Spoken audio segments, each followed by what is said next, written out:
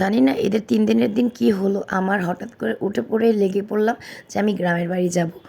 আমার হাসব্যান্ড বলছে, "তুমি তো অসুস্থ, তোমার গ্রামের বাড়ি কেন যেতে হবে?" আমি বললাম, "না, আমার কিছু ভালো লাগছে না, আমি যাবই, চলো আমাকে নিয়ে।" আর যেহেতু আমার শরীর ভালো না, আমার হাসব্যান্ড আমাকে কিছু না বলে আমার কথা মতো ঠিক উঠে পড়ে চলে গেল আমাকে নিয়ে গ্রামের বাড়ি। চলেন দেখে আসি আমি গ্রামের বাড়ি কেন গেলাম। হ্যালো, আসসালামু আলাইকুম, আমি Chumurkiya from my page blog by Chumurkiya. আসলে মাঝে মাঝে আমি এমন এমন কাজ করি, তারপরে আবার নিজেই পস্তাই। আমি যেদিন গ্রামে যাব বললাম, সেদিন বিকেল 4টা বাজে খাওয়া দাওয়া করে আমি আমার হাজব্যান্ডকে বলছি গ্রামে যাব। ঠিক তখনই বের হয়ে পড়ি। তারপরে বের হতে হতে আমাদের মাগরিব প্রায় হয়ে যায়। মাগরিবের পরে যেহেতু রাস্তাঘাট খালি থাকে, গাড়ি ভাড়াটা একটু বেশি লাগবে, স্বাভাবিক।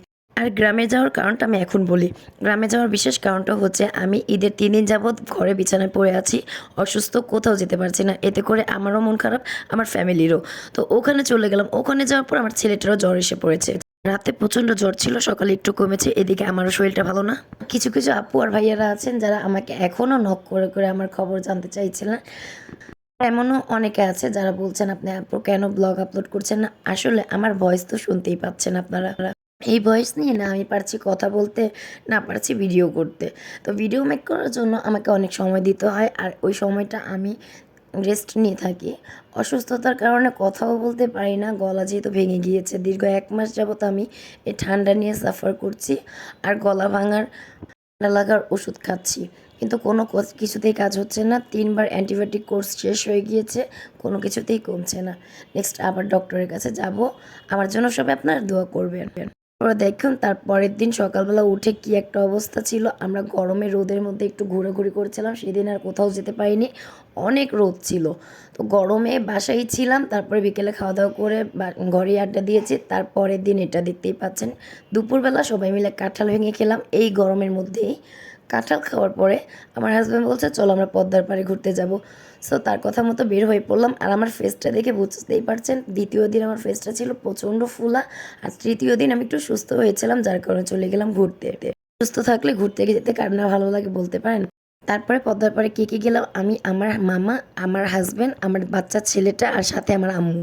তো আমরা সবাই মিলে গিয়ে খুব বেশি এনজয় করেছি। এখানে নৌকা রাখা ছিল, আমরা কিছুক্ষণ ফটোশ্যুট করেছি, দেন একটু একটু করে ভিডিও করেছি, খুব ভালো লেগেছে। আমিও একটা নৌকার ভিতরে বসেছিলাম, আর প্লাস আমার হাজব্যান্ডও একটা নৌকার ভিতরে বসেছিল। দুজন একত্রে বসতে চেয়েছিলাম, কিন্তু যেহেতু সন্ধ্যা হয়ে যাচ্ছিল, তেমন একটা সময় ছিল না, তেমন সময় কাটানোর মতো সময় আমাদের হাতে ছিল না। সো আমার হাজব্যান্ডকেও একটু ভিডিও করে দিচ্ছিলাম। আর আপনাদের আপুদের আগেই বলে রাখছি, আমার কিন্তু ভয়েসটা একেবারেই বসে গিয়েছে, যার কারণে আমি ভয়েস ওভার দিতে পারি না, খুবই কষ্ট হয়ে থাকে আমার। আমি এই ব্লগটা দীর্ঘ অনেক দিন পরে দিয়েছি। আমি সেই রমজান মাস থেকে আমার ব্লগ দেওয়া অফ করেছি, আর এখন আমি অসুস্থতার কারণে ব্লগ দিতে পারছি না। তারপরে এইখান থেকে ফটোশ্যুট শেষ করে একটু মুড়ি ভর্তা, ঝালমুড়ি, তারপরে মাঝখানে ফুচকাও খেয়েছিলাম একটা রিসোর্টে, মানে রিসোর্ট ক্যাফে টাইপের ছিল। সো সেখানে বসে দেন বাসায় ফেরার পথে বাজার থেকে একটু চা খেয়েছি। চা খেয়ে বাসায় চলে এসেছি। এসে এই তো দেখতে পাচ্ছিলেন, রাতের আধারে চাঁদ দেখছিলাম আমার হাজব্যান্ডের সাথে দাঁড়িয়ে বাইরে। তারপরে সকালবেলা উঠলাম, সকাল উঠে দেখলাম প্রথম দিনের মতো সেই গরম, আর ভালো লাগছিল না। সকাল 9টা বাজে আমরা বললাম বাসায় চলে যাব ঢাকার উদ্দেশ্যে। ঢাকায় ফেরার সময় আমার কেন যেন একটা অদ্ভুত ধরনের আনন্দ হয়, কারণ আমি যেখানেই যাই না কেন আমার বাসায় ফেরার সময় খুব বেশি ভালো লাগে। তারপরে বাসায় এসে এই যে দেখুন, গরম গরম 1 কাপ চা নিয়েছিলাম খাওয়ার জন্য নাস্তা করে। আর এই গরম গরম চায়ের সাথে আপনাদের কাছ থেকে আজকে বিদায় নিব, সাথে আপনাদের কাছে একটু দোয়া চাইবো। সবাই আমার জন্য দোয়া করবেন যাতে আমি আপনাদের মাঝে আবার ফিরে আসতে পারি নতুন নতুন ব্লগ নিয়ে। আল্লাহ হাফেজ।